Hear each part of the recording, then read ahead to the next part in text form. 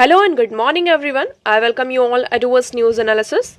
Today is 15th June 2023 and we are going to discuss important news and articles from The Hindu newspaper.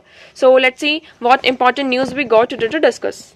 Before starting the video, for PDF join Telegram channel Doers News Analysis. Link आपको description box में provided है. Make sure video को last तक देखें so that सारी important news आपकी यहाँ पर कवर हो. तो चलिए स्टार्ट करते हैं और देखते हैं आज हमें क्या क्या डिस्कस करना है. Before starting the video, before starting analysis, हमने यहाँ पे कुछ कल क्वेश्चंस पूछे थे. हम उन क्वेश्चंस को क्या करेंगे, पहले डिस्कस करेंगे, फर्दर हम यहाँ पर अपना एनालिसिस स्टार्ट करेंगे. ओके, तो कल आपका क्वेश्चन था कंसिडर द फॉलोइंग रिवर्स.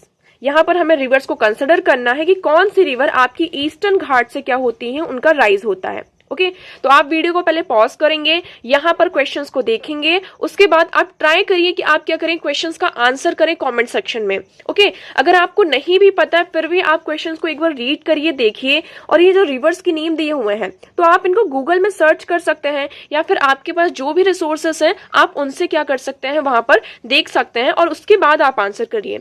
इससे क्या होगा, आपका ये 5 से 10 मिनट लेगा, मोस्टली कितना लेगा, 10 से 5 मिनट लेगा आपका ये. बट इससे क्या होगा कि आपको इसके बारे में एक तरीके से क्या होगा, आपका ये जो पूरा टॉपिक है वो कंप्लीट होता जाएगा. ओके, तो मेक श्योर आप ज्यादा से ज्यादा यहाँ पे क्वेश्चंस को सॉल्व करने में हमारी हेल्प करें, पार्टिसिपेट करें, जिससे क्या हो आपके यहाँ पे जो क्वेश्चंस है वो भी यहाँ पर क्या होते रहे, सॉल्व होते रहे. तो चलिए हम इस क्वेश्चन को देखते हैं. आज क्या क्वेश्चन कह रहा है कि कंसिडर द फॉलोइंग रिवर्स. हमें इन रिवर्स को देखना है और ये बताना है कि which of the above rise from Eastern Ghat. इसमें से कौन सी रिवर है जो ईस्टर्न घाट से क्या होती है, आपकी राइज होती है. अब आप सभी को पता है यहाँ पर हमारे दो घाट्स होते हैं. एक होता है ये ईस्ट साइड में देखेंगे ईस्टर्न घाट और दूसरा होता है यहाँ पे वेस्टर्न घाट्स. वेस्टर्न घाट जो होती है आपकी कंटिन्यूअस रेंज होती है ना, इसमें कोई भी ब्रेकेज नहीं होता है. बट ईस्टर्न घाट आप देखेंगे, यहाँ पर आप देखेंगे तो ईस्टर्न घाट यहाँ पे डिसकंटिन्यूस रेंज है. कैसी है आपकी ये डिसकंटिन्यूस रेंज है. आपको देखिए यहाँ पर कंटिन्यूस रेंजेस नहीं दिखती हैं. तो यहाँ पर हमें ये बताना है कि कौन सी रिवर ईस्टर्न घाट से राइज होती हैं. तो आप पहले वीडियो को पॉज करेंगे और आंसर देंगे कमेंट सेक्शन में फटाफट. ओके, अब देखते हैं पहली रिवर कौन सी आती है हमारी, ब्राह्मणी. ब्राह्मणी रिवर कहाँ से राइज होती है. एक्चुअली ब्राह्मणी रिवर ईस्टर्न घाट से राइज नहीं होती है. ये ईस्टर्न घाट जो है हमारा उससे राइज नहीं होती है. ओके, इसका हम मैप में देखेंगे तो देखिए Brahmani river rises from Amarkantak hills in Chhattisgarh and flows through Odisha and meets the bay of Bengal. It does not originate from the eastern Ghat. ये ईस्टर्न घाट से आपकी ओरिजिनेट नहीं होती है. ये छत्तीसगढ़ में, आप ये मैप में देखेंगे, ये आपका छत्तीसगढ़ है. ठीक है, ये छत्तीसगढ़ का ये आपका बॉर्डर आ जाता है, ये छत्तीसगढ़, और ये आपका यहाँ से स्टार्ट हो जाता है. हम बात कर रहे हैं किसकी, उड़ीसा की. ठीक है, तो ये आपका उड़ीसा स्टेट आ जाता है. तो ये ओरिजिनेट कहाँ से होती है, आप यहाँ पर देखेंगे ओरिजिनेट तो ये छत्तीसगढ़ से होती है. बट वहां से बहते बहते फ्लो होते होते कहाँ पर आती है, उड़ीसा में आती है. और उड़ीसा से ये बे ऑफ बंगाल में क्या हो जाती है, मिल जाती है. तो आप यहाँ पर देख सकते हैं ये यहाँ से स्टार्ट हुई और ये इस तरीके से आते आते ये ब्राह्मणी रिवर ये यहाँ पर बे ऑफ बंगाल में मिल जाती है. तो ये हमारी जो ईस्टर्न घाट से वहां से ओरिजिनेट नहीं होती है. तो ब्राह्मणी रिवर आपने देख लिया. तो मतलब ये वाली जो रिवर है ए, जिसमें ऑप्शन नंबर ए होगा, वो हमारे यहाँ पर क्या हो जाएंगे, वो ऑप्शन गलत हो जाएंगे. तो देखिए ऑप्शन नंबर जो ए है हमारा, इसमें फर्स्ट एंड 2 आ रहा है, तो ब्राह्मणी रिवर इसमें इंक्लूड हो रहा है, तो ये ऑप्शन हमारा गलत हो गया. ऑप्शन नंबर डी भी आपका क्या हो जाता है, यहाँ पर गलत हो जाता है. ठीक है, हमने यहाँ पर आप क्या कर सकते हैं, देखिए अगर आपको एक रिवर के भी बारे में पता है ना, तो आप यहाँ पर एलिमिनेशन मेथड का यूज करके इन क्वेश्चंस को सॉल्व कर सकते हैं. अब देखिए ब्राह्मणी रिवर के बारे में हमें पता चल गया. दूसरा यहाँ पर क्या आता है आपका, नागावली रिवर. अब नागावली रिवर के बारे में देखते हैं. ये आपकी ओरिजिनेट होती है कहाँ, ईस्टर्न घाट से. आप देखेंगे Nagavali river originates from the eastern Ghat in the state of Odisha and flows through Andhra Pradesh before joining the bay of Bengal. ये कहाँ से आपकी स्टार्ट होती है, ओडिशा से. आप यहाँ पे देखेंगे ये आपका आंध्र प्रदेश आ जाता है और ये ओडिशा. तो ये दोनों जो स्टेट्स हैं उनके बीच में ये जो आपकी नागावली रिवर है, तो ये यहाँ पे क्या होती है, फ्लो होती है. तो कहाँ से स्टार्ट होती है, ये ओरिजिनेट होता है इसका ओडिशा से. उसके बाद ये आंध्र प्रदेश में आती है और आंध्र प्रदेश से आते हुए ये बे ऑफ बंगाल में यहाँ पर ज्वाइन कर जाती है. तो ये कहाँ से आपकी ओरिजिनेट हो रही है, ईस्टर्न घाट से ओरिजिनेट होती है. तो ऑप्शन नंबर बी हमारा यहाँ पर क्या हो जाता है, राइट हो जाता है. अब देखिए आपको यहाँ पर आपका आंसर मिल गया. आपको सिर्फ 2 रिवर्स के बारे में अगर पता है तो आपको ऑलरेडी यहाँ पर आपका आंसर मिल गया. हमने यहाँ पर ऑप्शन नंबर ए और ऑप्शन नंबर डी को एलिमिनेट कर चुका था. अब हमारा ऑप्शन नंबर जो बी है वो राइट है. अब हम इस दोनों ऑप्शन में देखिए आपको किस ऑप्शन में सेकंड ऑप्शन मिल रहा है, ऑप्शन नंबर बी में आप देखेंगे आपको सेकंड वाला मिल रहा है, तो आपका राइट आंसर क्या हो जाता है यहाँ पर, ऑप्शन नंबर बी। मतलब जो सेकंड आपकी नागावली रिवर और सुवर्ण रेखा, ये दोनों कहाँ से ओरिजिनेट होती हैं, आपकी ईस्टर्न घाट से ओरिजिनेट होती हैं। अब ये दोनों रिवर्स भी हैं, इनके बारे में भी हम पढ़ लेते हैं। तो सुवर्ण रेखा के बारे में आप देखेंगे तो ये आपकी कहाँ से ओरिजिनेट होती है, छोटा नागपुर प्लेटू। तो आप यहाँ पर देखेंगे ये आपका रीजन आ जाता है, यहाँ से छोटा नागपुर प्लेटू है, वहां से ये ओरिजिनेट होती है झारखंड से और फ्लोज होती है कहाँ, उड़ीसा की तरफ यहाँ पे फ्लोज होती है और फाइनली ये बे ऑफ बंगाल में यहाँ पर मिल जाती है। ठीक है, तो it does not rise from the eastern Ghats. अब ये छोटा नागपुर प्लेटू आपका कहाँ है, झारखंड में है। कहाँ ये आपका, झारखंड में है। ठीक है, तो झारखंड में आ जाता है आपका, वहां पे ईस्टर्न घाट्स नहीं आते हैं। तो ये कहाँ से ओरिजिनेट होती है, मतलब कि आपका जो ये सुवर्ण रेखा वाला जिसमें भी ऑप्शन नंबर 3 होगा, ये ऑलरेडी यहाँ पर क्या हो जाता है, गलत हो जाता है। फिर हम देखते हैं वसुंधरा। वसुंधरा की बात करते हैं, ये आपकी ओरिजिनेट होती है ईस्टर्न घाट से। आप देखेंगे ये ओरिजिनेट होती है कहाँ, आंध्र प्रदेश से ओरिजिनेट होती है ईस्टर्न घाट के, flows through Odisha before joining the bay of Bengal. तो ये आपकी आंध्र प्रदेश से यहाँ पे स्टार्ट होती है और ओडिशा की तरफ ये ऐसे जाती है। तो आप ये पूरा बेसिन यहाँ पर देख सकते हैं। ओके, तो आई होप आपको यहाँ पे क्लियर होगा। तो हमने यहाँ पे चारों रिवर के बारे में देख लिया, ब्रह्मणी रिवर, नागावली रिवर, सुवर्ण रेखा एंड वसुंधरा। तो इसमें जो नागावली रिवर है ये ईस्टर्न घाट से आपकी ओरिजिनेट होती है, और जो आपकी फोर्थ वाली है, ठीक है, जो आपका ये फोर्थ वाला है वसुंधरा, ये भी कहाँ से ओरिजिनेट होती है, आपकी ईस्टर्न घाट से ओरिजिनेट होती है। तो आपका जो ऑप्शन नंबर बी है वो आपका राइट आंसर हो जाता है। तो आप कमेंट सेक्शन में बताएंगे कितने लोगों के आंसर यहाँ पर सही थे और कितने लोगों के यहाँ पर गलत थे। ओके, अब चलिए नेक्स्ट क्वेश्चन की तरफ चलते हैं। आज का क्वेश्चन है हमारा, आपको ये आंसर करना है, इसको हम कल डिस्कस करेंगे। ठीक है, ये 2020 में आपका यूपीएससी में क्वेश्चन आया हुआ है। तो Siachen glacier is situated in, अब आप सभी को पता है कि जो सियाचिन ग्लेशियर है, चाइना के साथ हमारा कितना ज्यादा डिस्प्यूट, बॉर्डर डिस्प्यूट है।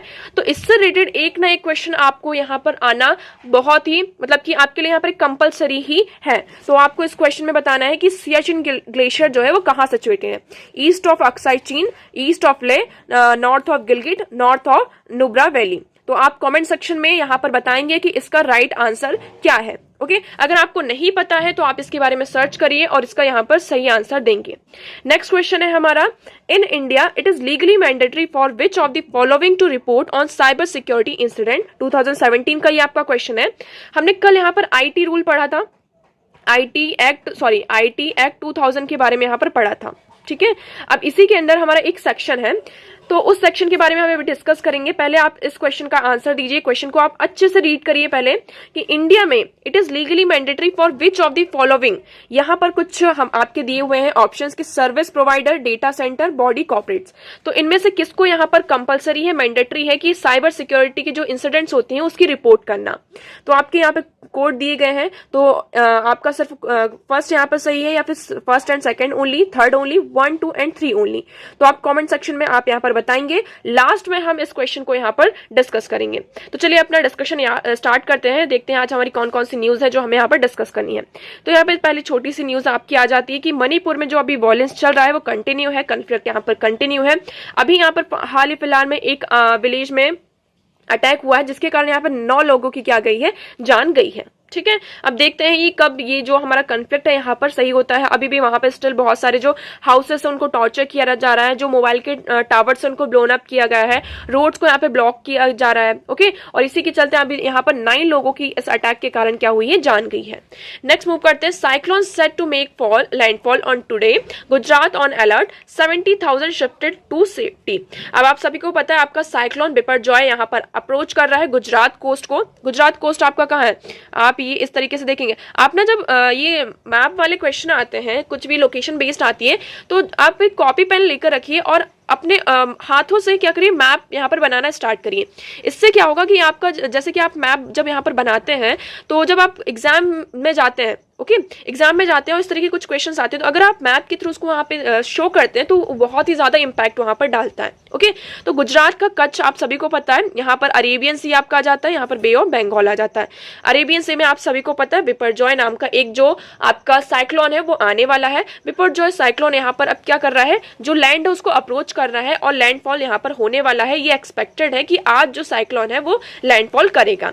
इसी के चलते यहाँ पे गुजरात ने सेफ्टी के अलर्ट जारी किए हैं और 70,000 पीपल्स को यहाँ पे शिफ्ट किया है सेफ प्लेस पर। ओके, तो आई होप आपको अभी क्लियर होगा। अब देखते हैं इसके कारण यहाँ पर क्या क्या होता है। नेक्स्ट मूव करते हैं।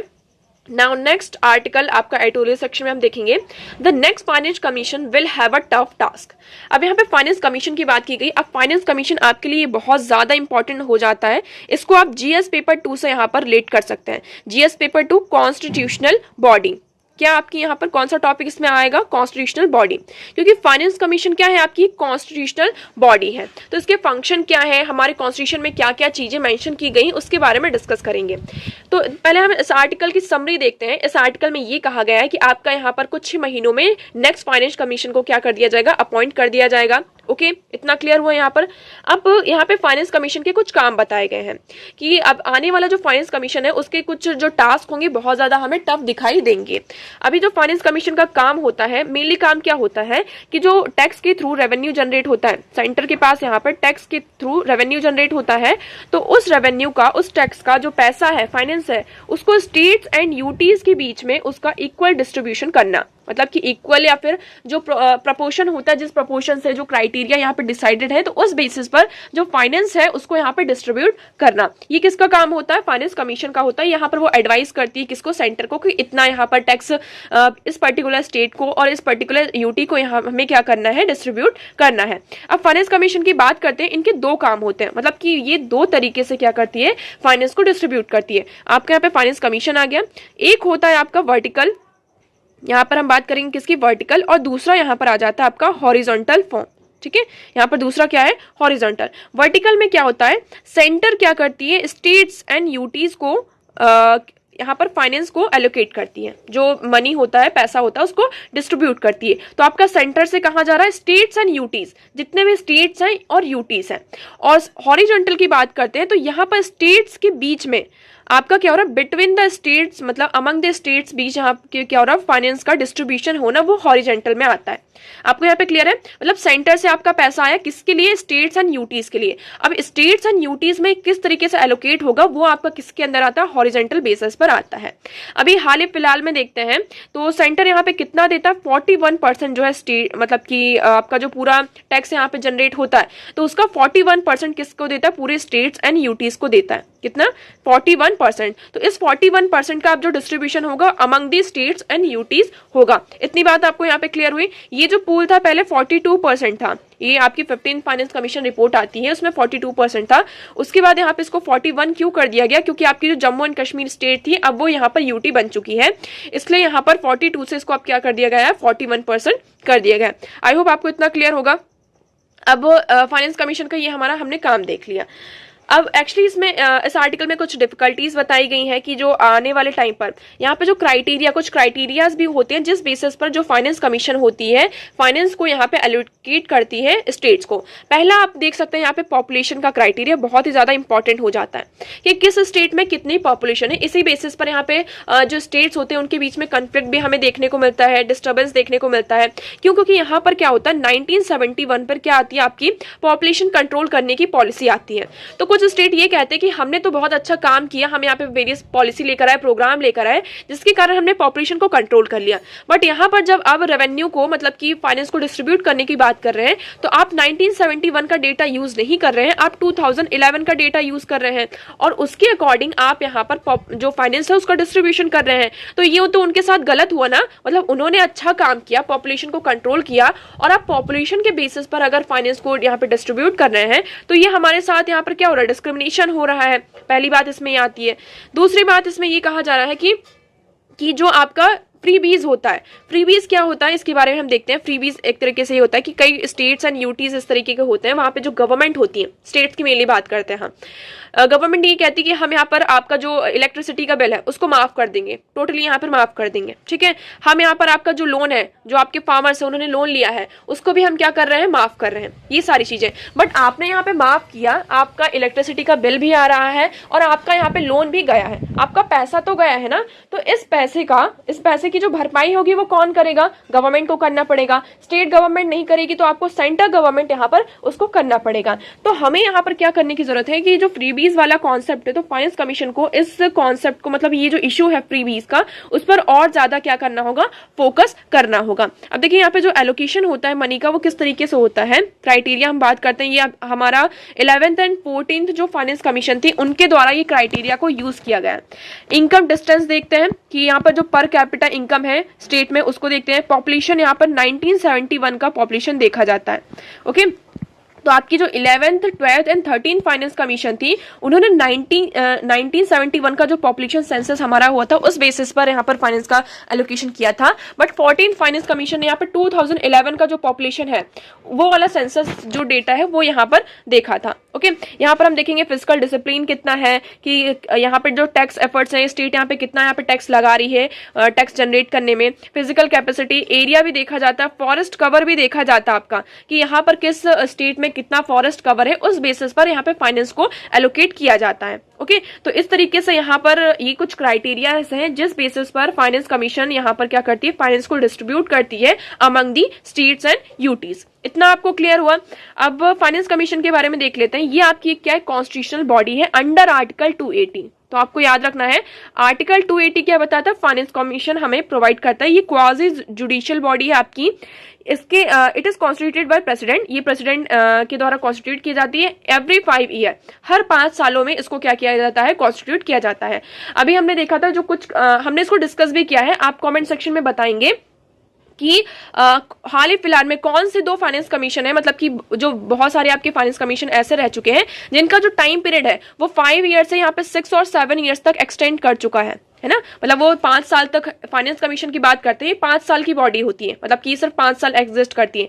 बट हाल ही फिलहाल में हमने देखा कुछ जो फाइनेंस कमीशन थी वो 6 और 7 ईयर तक भी चली है। तो आपको यहाँ पे बताना है कि कौन सी फाइनेंस कमीशन यहाँ पे 6 एंड 7 ईयर्स में चली है। तो आप कॉमेंट सेक्शन में हमें ये करके बताएंगे, ठीक है, इस क्वेश्चन का आंसर देंगे। तो ये इसको क्या किया जाता है, प्रेसिडेंट के द्वारा इसे कॉन्स्टिट्यूट किया जाता है। इसका रोल क्या है, to give its recommendation on distribution of tax revenue between the union and the states and among the state themselves। तो यहाँ पर टैक्स रेवेन्यू का क्या होना है, डिस्ट्रीब्यूशन किस तरीके से होना है between union and states and among the states themselves। Okay, तो article 281 of the Indian constitution related to the recommendations of finance commission. यहाँ पर देखिए आर्टिकल 280 क्या बोलता है कि कॉन्स्टिट्यूशन ये प्रोवाइड करता है कि हाँ हमारे मतलब कि लैंड में, टेरिटरी में क्या होना चाहिए, फाइनेंस कमीशन होना चाहिए। और 281 यहाँ पर किससे रिलेटेड है, recommendations of finance commission. Finance commission की जो रिकमेंडेशंस है उससे रिलेटेड यहाँ पर आपका आर्टिकल है 281। यहाँ पे इसके 2 डिस्टिंक्ट फीचर्स हैं कि 2 आपका vertical imbalance between the taxation power and expenditure responsibility, equalization of all public service across the state. Composition आपके लिए यहाँ पर इंपॉर्टेंट हो जाता है। कंपोजिशन की बात करते हैं तो finance commission is made up of chairman and 4 additional member appointed by president. तो यहाँ पर आपके फाइनेंस कमीशन में एक चेयरपर्सन होते हैं और 4 एडिशनल मेंबर्स होते हैं जिसको कौन अपॉइंट करता है, आपके प्रेसिडेंट साहब अपॉइंट करते हैं। ठीक है, तो आपकी क्वालिफिकेशंस क्या क्या है इसमें, तो कॉन्स्टिट्यूशन में ही आपकी क्वालिफिकेशंस दी गई हैं, आपको ये याद रखना है। ये कॉन्स्टिट्यूशनल बॉडी है और मतलब कि कॉन्स्टिट्यूशन में क्वालिफिकेशंस क्या दी गई हैं कि इसकी जो क्वालिफिकेशंस है, फाइनेंस कमीशन के जो मेंबर्स हैं उनकी क्वालिफिकेशंस कौन डिसाइड करेगा, पार्लियामेंट डिसाइड करेगी। ओके, तो आपको यहाँ पर याद रखना है कि जो अपॉइंटमेंट होगा किस बेसिस पर होगा। तो इसका जो प्रोविजन है वो फाइनेंस कमीशन ने किसको दिया है कि जो आपकी पार्लियामेंट है वो चूज करेगी। The constitution empowers parliament to set the qualification of commission member and the way in which they should be chosen. तो यहाँ पे पार्लियामेंट डिसाइड करेगी किस तरीके से जो फाइनेंस कमीशन के मेंबर्स हैं उनको चूज किया जाए। अब यहाँ पे कुछ क्राइटेरियाज है, एक्सपर्टीज हैं, तो उसके बारे में यहाँ पे डिस्कस किया कि कोई भी हाई कोर्ट के जो जज है और 1 qualified to be appointed as a 1 जजेस को यहाँ पे अपॉइंट कर सकते हैं, वो जिसको यहाँ पे फाइनेंस का और अकाउंट्स ऑफ गवर्नमेंट का बहुत ही स्पेशलाइज्ड नॉलेज है, उस पर्सन को भी क्या कर सकते हैं, एज अ मेंबर अपॉइंट किया जा सकता है।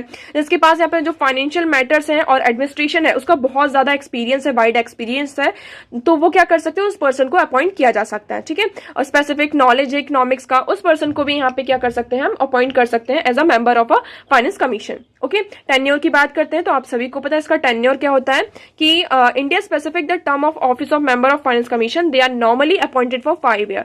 यहाँ पे 5 ईयर्स का मतलब इनका जो मतलब जो मेंबर्स होते हैं उनको 5 ईयर्स के लिए अपॉइंट किया जाता है, बट कुछ सिचुएशंस में कभी कभी इन मेंबर्स को रीअपॉइंट भी किया जा सकता है। ठीक है, फंक्शंस की हम बात कर लेते हैं। फंक्शंस हमने अभी देखे कि ड्यूटी क्या होती है कि make recommendations to the president as to distribution करना टैक्स एंड रेवेन्यूज का, मतलब कि स्टेट और स्टेट के बीच में कितना शेयर होना चाहिए और यूनियन और स्टेट का इसमें कितना शेयर होना चाहिए। तो ये सारा काम किसका होता है? आपका फाइनेंस कमीशन का होता है। तो आई होप आपको ये पूरा क्लियर होगा। फाइनेंस कमीशन से रिलेटेड सारी चीजें यहां पर क्लियर है। नेक्स्ट मूव करते हैं। Now next article is male centric medicine is affecting women's health. अब इस ये आर्टिकल में देखिए कुछ भी हमारे लिए फैक्ट तो नहीं है, इसमें सिर्फ छोटी सी एक बात कही गई है कि जैसे कि हम एक कोई भी टैबलेट लेते हैं, है ना, जैसे आपका हेडेक हो रहा है फॉर एग्जांपल, या फिर आपको कोई भी पेन हो रहा है, पेन किलर आपने लिया, विमेन अगर लेती हैं और मेल यहाँ पर लेते हैं, तो विमेन और मेन को जब भी उसके लेते हैं, उसको मतलब कंज्यूम करते हैं, तो उसके अलग अलग साइड इफेक्ट्स देखने को मिलते हैं। ठीक है, मतलब कि अगर विमेन भी हेडेक ले रही, शायद मान लीजिए आपको हेडेक हो रहा, आपने यहाँ पे मेडिसिन ली, विमेन है आप, यहाँ पर ये जो ए है ये गर्ल है, ये गर्ल है ये बॉय है, दोनों ने एक ही मेडिसिन ली, लेकिन इसने गर्ल को कोई भी इसका मतलब कि फायदा नहीं हुआ, और जो बॉय है उसको यहाँ पे इसका पूरा फायदा हो गया। तो यहाँ पर एक्चुअली ये हो रहा है कि जब भी ट्रायल किया जाता है मेडिसिन का, जब भी ट्रायल किया जाता है वो कैसा मेल सेंट्रिक है, सारे जो ट्रायल्स होते हैं मेल के ऊपर किए जाते हैं, जिसके कारण क्या होती है, वुमेन्स के जो हेल्थ है वो अफेक्ट हो रही है।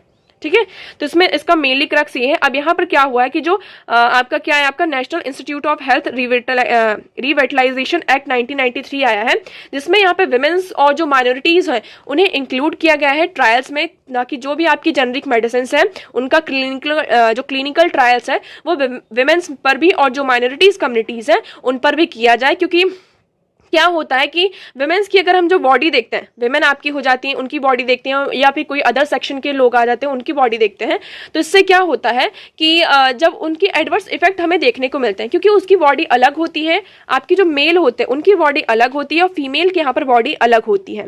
एक्सेप्ट रिप्रोडक्टिव सिस्टम, यहाँ पे दोनों में भी और ज्यादा भी डिफरेंसेस होते हैं, इसलिए यहाँ पे विमेन्स को क्या किया जा रहा है, क्लिनिकल ट्रायल में इंक्लूड किया जा रहा है, जिससे हम इफेक्टिव जो मेडिसिन है, जेनरिक मेडिसिन, उसको प्रोड्यूस कर सके।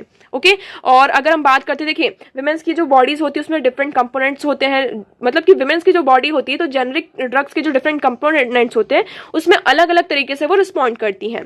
यहाँ पे कुछ स्टडी भी आई है कि इस तरीके से क्या हो रहा है कि जो विमेन्स हैं, हमें क्या देखने को मिलता है कि जो 26% अगर मेल यहाँ पर डिप्रेशन में है, तो 31% यहाँ पे विमेन जो है यहाँ पे डिप्रेशन में है।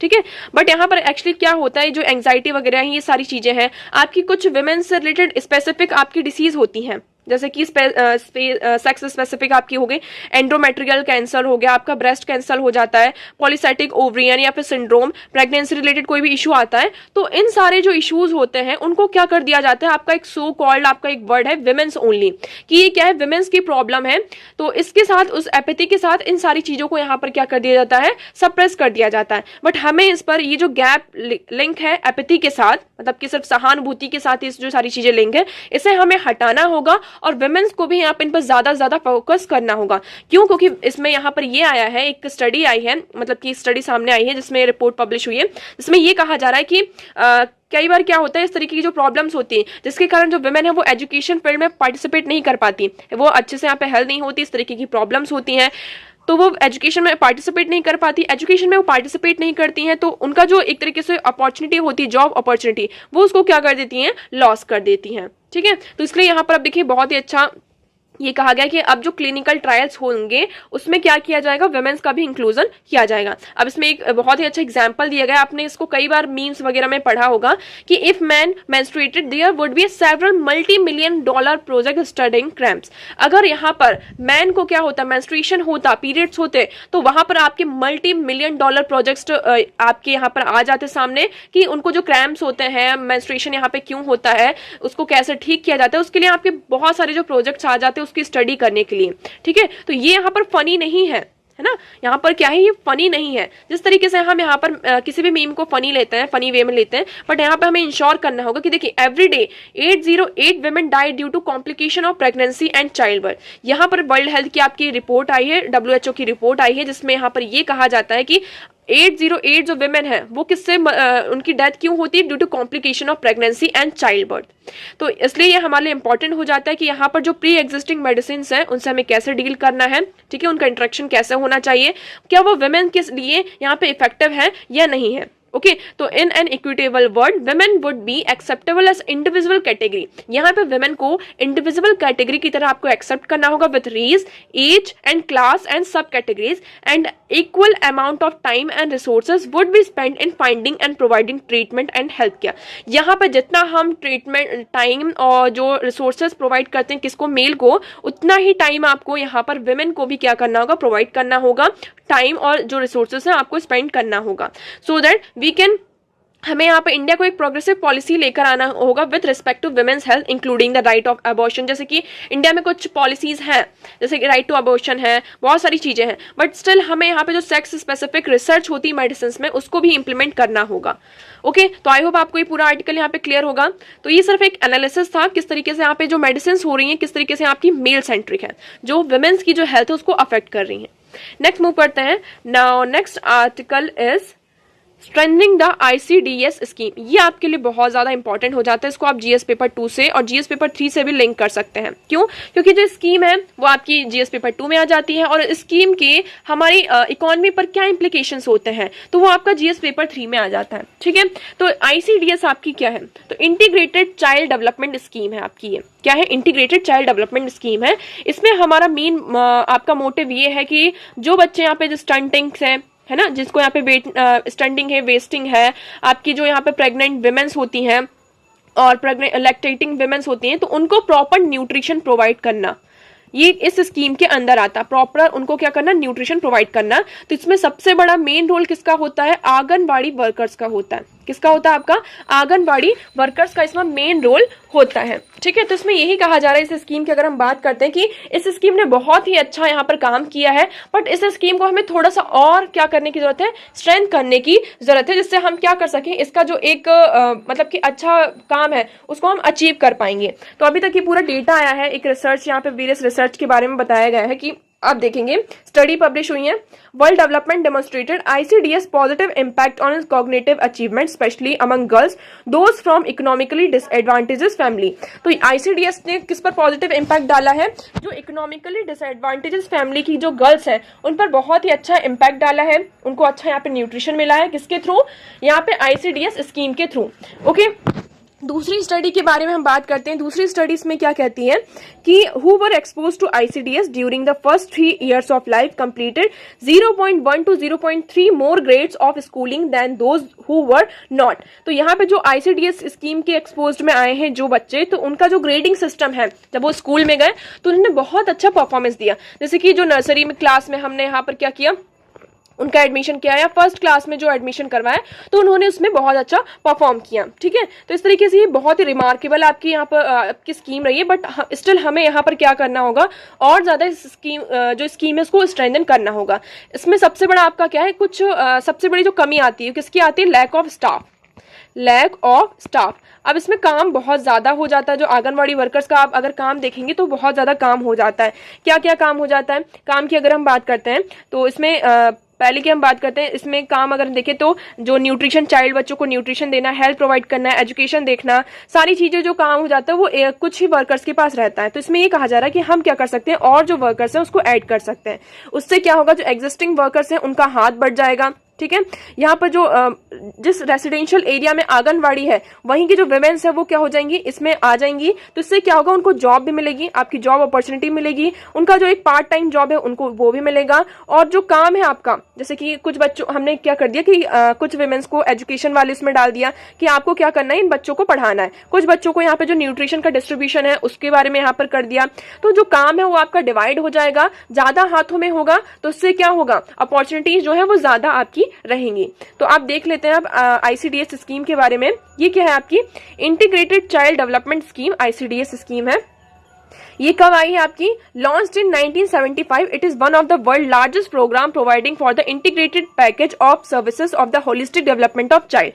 तो यहाँ पे इंटीग्रेटेड पैकेजिंग सर्विसेज का पूरा पैकेज यहाँ पर दिया जाता है, किसको, बच्चों को, जिससे हम क्या कर सके, बच्चों में यहाँ पे जो डेवलपमेंट है उसको यहाँ पर लेकर आ सके। ओके, ऑब्जेक्टिव्स की बात करते हैं। इसमें ऑब्जेक्टिव्स क्या क्या है, to improve the mother's capability to look after the child normal health and nutrition need. यहाँ पे मदर्स को इम्प्रूव किया जाता है, उनकी कैपेबिलिटी को, कि बच्चों को कैसे यहाँ पर आपके यहाँ पे डिलीवरी हो गई तो पोस्ट प्रेगनेंसी के बाद में बच्ची की जो हेल्थ है उस पर कैसे यहाँ पे ध्यान देना है, उनकी जो क्या क्या उनकी न्यूट्रिशनल नीड्स हैं, उन सारी चीजों को यहाँ पर देखना और बताना। ठीक है, to enhance children nutritional and health status between the age of 0 to 6। यहाँ पे 0 to 6 ईयर्स के बीच में जो बच्चों का न्यूट्रिशनल और हेल्थ स्टेटस है उसको यहाँ पे इनहेंस करना। The rate of mortality, morbidity, malnutrition, school drop outs, इसको यहाँ पर जो इसके रेट्स है उसको कम करना। To develop the foundation of child's proper physiological, physical and social development, बच्चे का यहाँ पर जो proper physiological, physical and social development है उसको डेवलप करना। बेनिफिशियरीज की बात करते हैं, इसमें कौन कौन आते हैं आपके, तो children age group of 0 to 6 year, मतलब मेनली आप इसको आंगनबाड़ी सर्विस समझ सकते हैं कि आपकी जो आंगनबाड़ी सर्विस होती है उसका यहाँ पे जिक्र किया गया है, उसका नाम भी यहाँ पे फिर चेंज किया गया था इस स्कीम का। Pregnant women and lactating mothers scheme में आपकी इंक्लूड होती है। अब इस सर्विस के अंदर आपको क्या क्या प्रोवाइड किया जाता है, तो सप्लीमेंट्री न्यूट्रिशन, प्री स्कूल यहाँ पर एजुकेशन प्रोवाइड की जाती है, health and nutrition education, immunization, health checkups and referral service इसमें प्रोवाइड की जाती है। ठीक है, इसके अंदर बहुत सारी स्कीम्स भी आ जाती हैं, जैसे कि आपकी आंगनवाड़ी सर्विस स्कीम, प्रधानमंत्री मातृ वंदना योजना इसके अंदर आती है, नेशनल कृषि स्कीम आ जाती है, एडोलेसेंट गर्ल्स की जो स्कीम है, चाइल्ड प्रोटेक्शन स्कीम एंड पोषण अभियान भी इसके अंदर आपका ICDS जो स्कीम है इसके अंदर आपकी आ जाती है। ओके, तो आप यहाँ पर देख सकते हैं कि सप्लीमेंट्री न्यूट्रिशन उन्हें प्रोवाइड करना, इम्यूनाइजेशन करना, हेल्थ चेकअप्स के लिए उनको यहाँ पे बताना, जो सर्विसेज उसको यहाँ पे उनके बारे में बताना कि हाँ गवर्नमेंट की ये सर्विसेज आ रही है। क्योंकि रूरल एरिया में आप देखते हैं, इवन अर्बन एरियाज में भी बहुत सारी जगह पर वुमेन्स अवेयर नहीं होती कि गवर्नमेंट की कौन सी सर्विसेज आ रही हैं उनके लिए, उनके बेनिफिट्स के लिए। तो वो सारी सर्विसेज को रेफर कौन करवाता है, ये ICDS आंगनवाड़ी जो वर्कर्स होते हैं वो यहाँ पर करवाते हैं। फंडिंग पैटर्न की बात कर लेते हैं, फंडिंग पैटर्न यहाँ पर कैसा होता है, all components of ICDS except supplementary nutrition program SNP are financed through 60-40 ratio. यहाँ पे सेंटर और स्टेट्स के बीच में यहाँ पे जो फाइनेंस का एलोकेशन होता है, तो आपकी जो SNP होती है सप्लीमेंट्री न्यूट्रिशन प्रोग्राम के थ्रू जो फाइनेंस दिया जाता है वो 60-40 का यहाँ पे रेशियो होता है। और अगर हम बात करते हैं SNP supplementary nutrition program component what funded through 50-50 ratio, the north east states have 90 and 10 ratio. तो अदर स्टेट्स की बात करते हैं तो 50-50 का रेशियो होता है, स्टेट्स को 50 और सेंटर को 50, और नॉर्थ ईस्ट स्टेट की बात करते हैं तो उसमें 90 और 10 होता है। तो यहाँ पर जो सेंटर होती है उसको यहाँ पर ज्यादा फंड देना पड़ता है। तो आई होप आपको व्हाट इज ICDS स्कीम इससे रिलेटेड सारी चीजें क्लियर होंगी। नेक्स्ट मूव करते हैं। Now next article is law commission seeks fresh inputs on uniform civil code. अब यहाँ पे यूनिफॉर्म सिविल कोड, इसका आर्टिकल क्या है पहले बताएंगे। तो आपका आ जाता है आर्टिकल 44, किसकी बात करता है, यूनिफॉर्म सिविल कोड की। आपका यूनिफॉर्म सिविल कोड क्या है, ये आपका DPSP है। ठीक है, ये क्या है आपका DPSP है, ये कोर्ट में इनफोर्सेबल नहीं होता है, इसलिए अभी तक इसमें लागू नहीं किया गया है। यूनिफॉर्म सिविल कोड का मतलब ये होता है कि हमारी कंट्री का एक सेक्युलर कंट्री है, तो यहाँ पे जितने भी रिलीजियस पीपल रहते हैं, जितने भी लोग रहते हैं, तो जो मैरिज है आपका, प्रॉपर्टी है, इनहेरिटेंस है, ठीक है, इसमें तीन चीजें आपकी मिल जाती है, आपका मैरिज, आपका डाइवोर्स और इनहेरिटेड प्रॉपर्टी। तो इसके लिए यहाँ पर जो रूल्स होने चाहिए, जो कोड होना चाहिए वो कैसा हो, सेम हो, यूनिफॉर्म हो। तो उसमें यहाँ पर बात की जा रही है, यूनिफॉर्म सिविल कोड लाने की बात की जा रही है कि यहाँ इंडिया में क्या आना चाहिए, यूनिफॉर्म सिविल कोड आना चाहिए। तो अभी आप देखेंगे 22nd law commission of India on Wednesday short fresh suggestion from various stakeholders including public and religious organization on the UCC। तो यहाँ पर जो हमारी 22nd लॉ कमीशन है, उन्होंने ये कहा है, सजेशन मांगे हैं, जितने भी आपके स्टेक होल्डर्स हैं, पब्लिक्स हैं और जितने भी आपके रिलीजियस ऑर्गेनाइजेशंस हैं, तो उनका यहाँ पे क्या सजेशन है on the uniform civil code. ठीक है, तो आप भी अपने सजेशन यहाँ पर दे सकते हैं, आपको यहाँ पे पूरे लिंक वगैरह दी गई है। कहाँ पर, those willing to share their view suggestion on UCC can write to the commission through the email और द मेंबर सेक्रेटरी और विजिबल इट्स वेबसाइट। तो यहाँ पर जो लॉ कमीशन के जो मेंबर्स हैं उनकी जो वेबसाइट है, तो आप भी क्या कर सकते हैं, अपने सजेशन यहाँ पर, आपके यहाँ पर यूनिफॉर्म सिविल कोड से क्या क्या सजेशन है, क्या यूनिफॉर्म सिविल कोड इंडिया में आना चाहिए या नहीं, तो उससे रिलेटेड जो भी सजेशन है आप यहाँ पर दे सकते हैं। ओके, नेक्स्ट मूव करते हैं। Now next article is news consumption falls in India says study. अब यहाँ पे एक स्टडी आई है, किसकी, Reuters institute of digital report 2023 आई है। इस रिपोर्ट के अकॉर्डिंग ये बताया गया है कि जो ऑनलाइन न्यूज होती है उनकी एक्सेस अब क्या हो रही है, धीरे धीरे डिक्रीज हो रही है है ना। मतलब जैसे कि हम ऑनलाइन न्यूज डायरेक्टली, जैसे कोई भी पर्टिकुलर न्यूज आई तो हम यहाँ पे न्यूज़पेपर ज्यादा ओपन करना पसंद करेंगे, या फिर जो जिससे रिलेटेड है उसकी जो वेबसाइट है उसको ओपन करते हैं। टेलीविजन का हम ज्यादा यूज करते थे, बट ये जो न्यूज के अब जो रिसोर्सेस हो रहे हैं इसमें शार्प डिक्लाइन हमें देखने को मिल रहा है। हम उसके प्लेस पर जो अदर न्यू रिसोर्सेस हैं, जैसे कि आपका टिकटॉक आ गया, इंस्टाग्राम आ गया, फेसबुक आ गया, तो इन जो रिसोर्सेज का यूज हम अब क्या कर रहे हैं, ज्यादा कर रहे हैं। तो इस पूरे आर्टिकल में इसमें यही डिस्कस किया गया है कि जो पूरा डेटा है वो डिक्लाइन हुआ है। इंडिया की बात करते हैं, जो रैंकिंग आई है, तो India registered the small decrease, हमारा जो डिक्रीज हुआ 3% ही डिक्रीज हुआ है। ओके, तो टोटल हम 38% जो है हम यहाँ पर ओवरऑल ट्रस्ट करते हैं, मतलब कि जो हमारे न्यूज आर्टिकल्स है, मतलब कि जो भी आपके टीवी चैनल्स हैं। तो अब क्या है, हमारा जो ट्रस्ट होता था कि टीवी चैनल्स में इस पर्टिकुलर न्यूज चैनल में ये न्यूज आती है, तो हमारा ट्रस्ट जो है धीरे धीरे क्या हो रहा है, डिक्लाइन हो रहा है।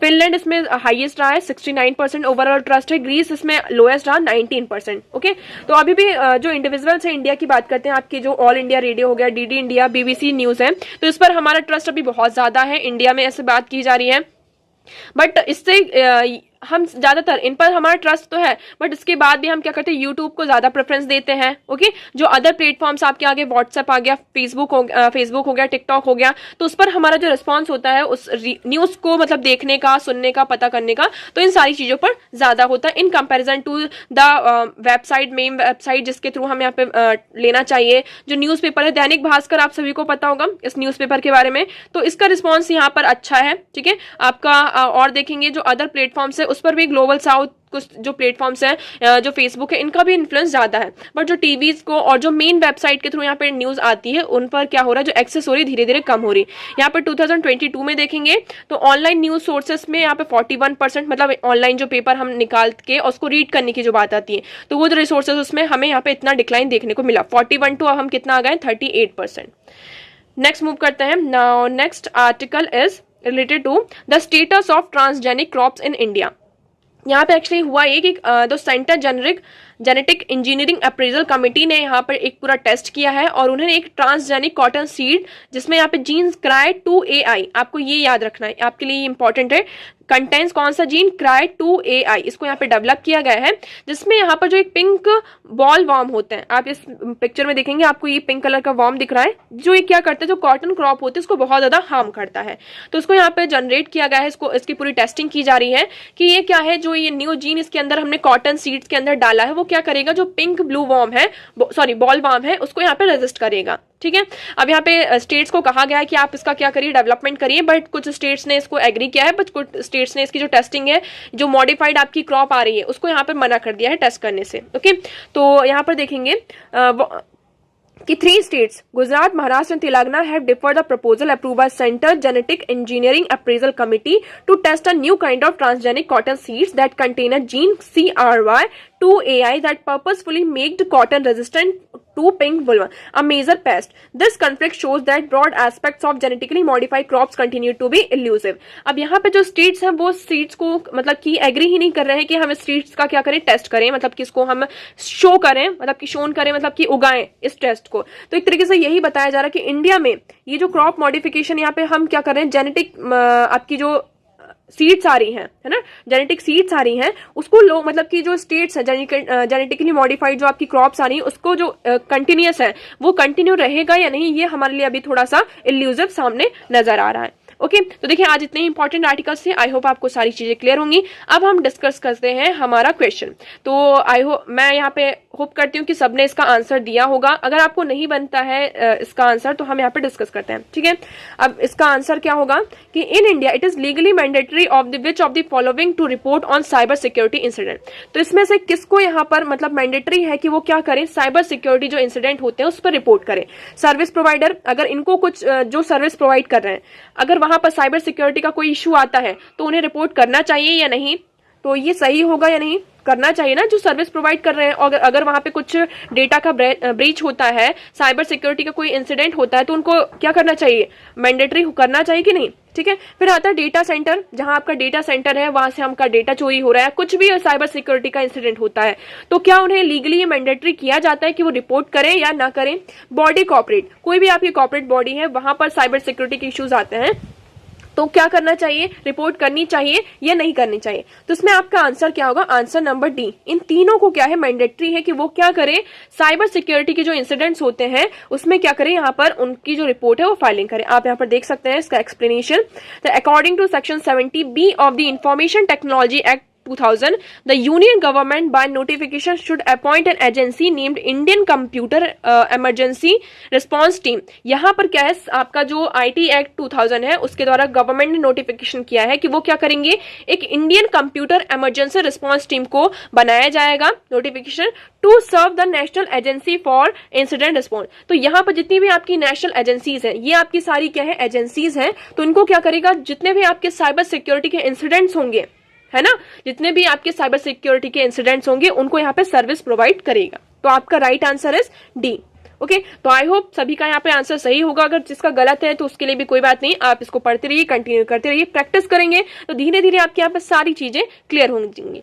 और आपको इस क्वेश्चन का आंसर यहाँ पे कमेंट सेक्शन में देना है। आप यहाँ पे पार्टिसिपेट करिए। आप लोग पार्टिसिपेट ही नहीं कर रहे हैं तो हम आगे यहाँ पर कैसे बढ़ेंगे। आपको आता है फिर भी बताइए, नहीं आता है फिर भी बताइए, ठीक है। एटलीस्ट यहाँ पे पार्टिसिपेट तो करिए आप कमेंट सेक्शन में। आप क्वेश्चंस को ट्राई तो करिए कि इसमें आप इसको रीड करिए अच्छे से और इसको ट्राई करिए कि आप इसका आंसर करें।